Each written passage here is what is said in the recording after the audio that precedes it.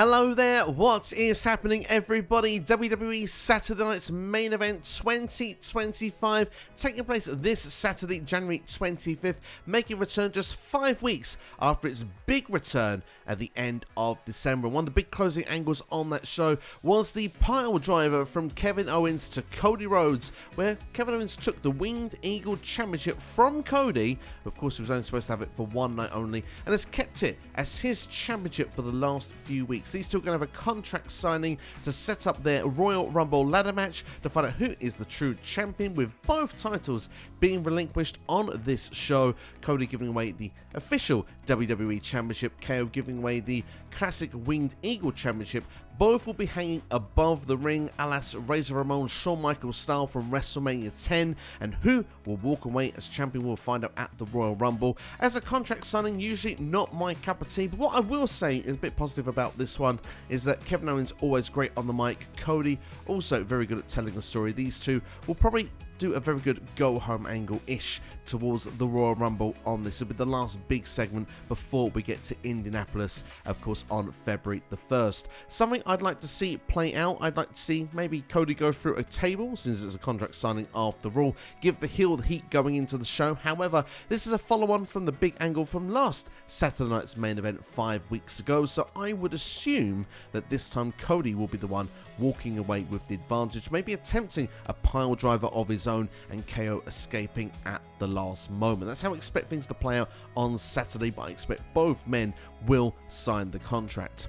Elsewhere on the show, we've got some in-ring action with 3 championship matches and, well, one powerhouse battle between Braun Strowman and Jacob Fatu. The, well, unstoppable force meets the immovable object. 2 big boys, big meaty boys, going to play a former world champion in Braun Strowman, potentially a future world champion in Jacob Fatu. Looking forward to this one, but for me it seems to be building up Jacob Fatu as the next big star in WWE. I'm going for Jacob Fatu to pick up the victory.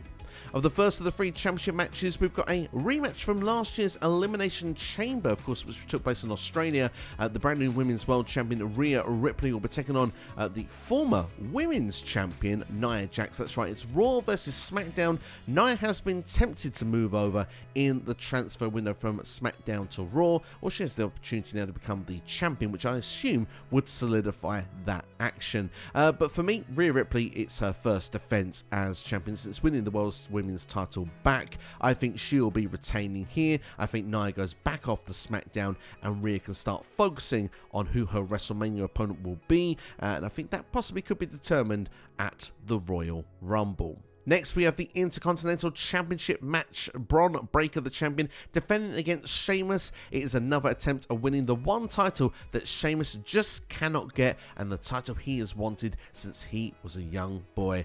For me, I want to see Sheamus win this title at some point. I just don't think it's going to be here at Saturday Night's Main Event. If the way it's being dragged out, I honestly wouldn't be surprised if WrestleMania is the place and destination, or if WWE does a premium live event in Ireland at some point this year, something I wouldn't be surprised to see.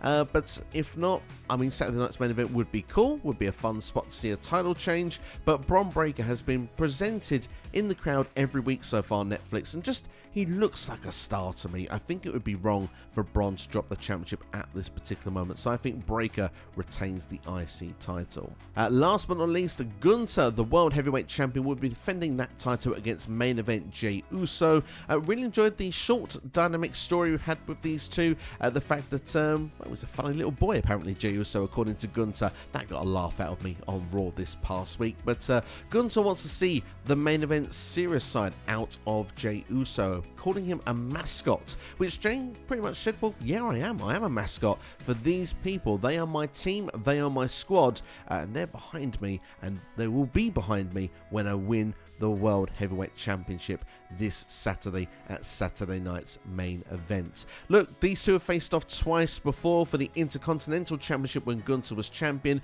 Gunther walked away as champion on both occasions. I expect the same result here. As great as Jey Uso is, the entrance is phenomenal. And the more I see him in the world title picture, the more I think the presentation is so good. He needs to be at this level at some point in 2025. For me, though, it's just not the right time. We're about to go into Royal Rumble season. We're about to go into WrestleMania season. And despite the fact that Jey Uso has main evented a WrestleMania and Gunther hasn't, right now when you look at the pecking order, I just don't think Jey Uso is the right name to have as WrestleMania main event in Vegas this year. However, I don't think Gunther will be either, but I still think there's more of a chance he could be playing a big role in the WrestleMania as World Heavyweight Champion. But for this match on this night, I'm going for Gunther to retain. And to be honest as well, I'm going to say quickly, match I'm most excited for as well.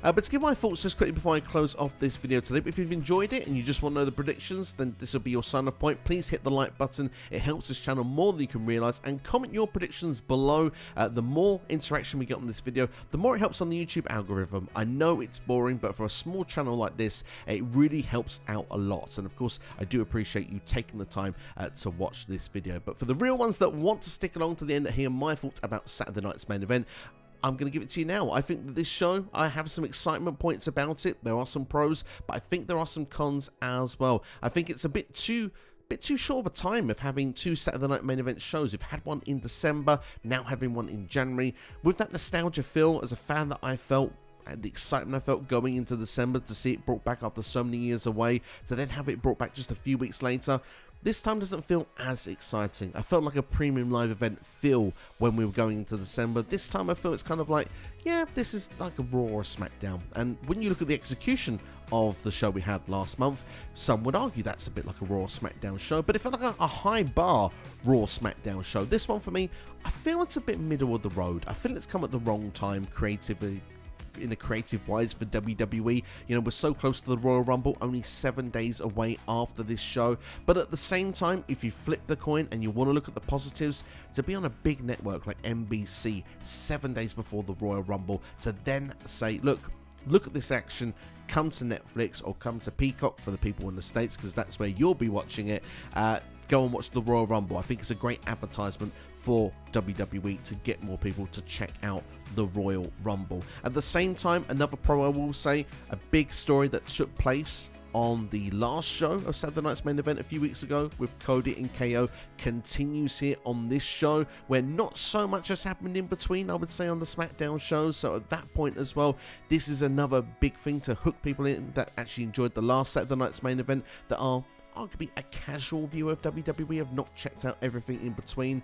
And for those people also would say they saw Rhea Ripley on the last show wanting to win a Women's World Championship, well, this time if they tune in, they'll see she is the Women's World Champion, which, let's be honest, that is an advert to say I've missed something in the last few weeks, therefore I probably need to go to Netflix to check out a Raw. I need to go to the USA Network to check out SmackDown, because stuff is happening in between these big shows. So look, there's pros and cons to this process. For me, I am somewhere in the middle. I see the benefits of both sides, but my excitement levels for this show is probably about a 6 out of 10, just because of my focus mainly is more on the Royal Rumble. But hey, let me know your thoughts in the comments below. Do you agree or disagree? And like I say, make sure to let me know your predictions for this show, and hit the like button, share with a friend, subscribe as well. All that good stuff really helps this channel out. And like I say, we are in Royal Rumble season. There are plenty of Royal Rumble videos that are going on the channel right now.